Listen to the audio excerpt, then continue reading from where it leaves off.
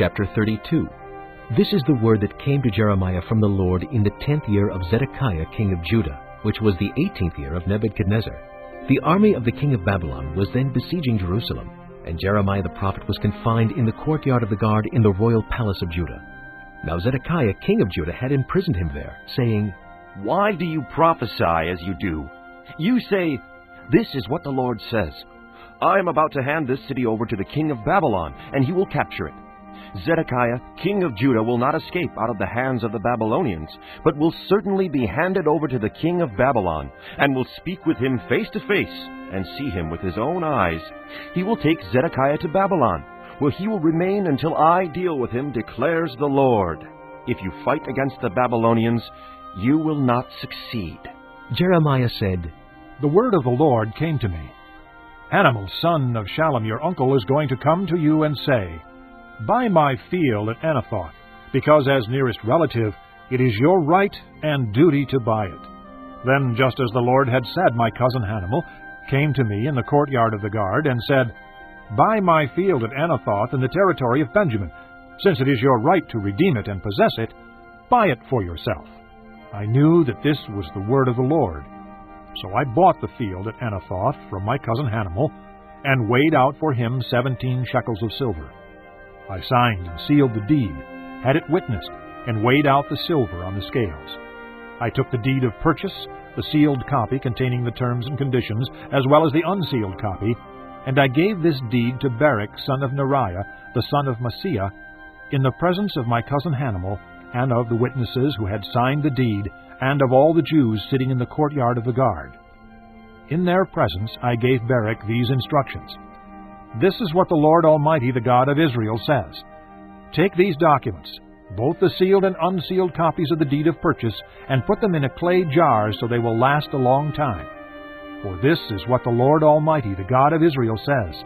Houses, fields, and vineyards will again be bought in this land.' After I had given the deed of purchase to Barak, son of Neriah, I prayed to the Lord. 'Ah, sovereign Lord, you have made the heavens and the earth by your great power and outstretched arm. Nothing is too hard for you. You show love to thousands, but bring the punishment for the fathers' sins into the laps of their children after them. O great and powerful God, whose name is the Lord Almighty, great are your purposes and mighty are your deeds. Your eyes are open to all the ways of men. You reward everyone according to his conduct and as his deeds deserve. You performed miraculous signs and wonders in Egypt, and have continued them to this day, both in Israel and among all mankind, and have gained the renown that is still yours. You brought your people Israel out of Egypt with signs and wonders, by a mighty hand, in an outstretched arm, and with great terror. You gave them this land you had sworn to give their forefathers, a land flowing with milk and honey. They came in and took possession of it, but they did not obey you or follow your law. They did not do what you commanded them to do. So you brought all this disaster upon them. See how the siege ramps are built up to take the city. Because of the sword, famine, and plague, the city will be handed over to the Babylonians who are attacking it. What you said has happened, as you now see. And though the city will be handed over to the Babylonians, you, O sovereign Lord, say to me, buy the field with silver, and have the transaction witnessed.' Then the word of the Lord came to Jeremiah. 'I am the Lord, the God of all mankind. Is anything too hard for me? Therefore this is what the Lord says. I am about to hand this city over to the Babylonians and to Nebuchadnezzar, king of Babylon, who will capture it. The Babylonians who are attacking this city will come in and set it on fire. They will burn it down, along with the houses where the people provoke me to anger, by burning incense on the roofs to Baal, and by pouring out drink offerings to other gods. The people of Israel and Judah have done nothing but evil in my sight from their youth. Indeed, the people of Israel have done nothing but provoke me with what their hands have made, declares the Lord.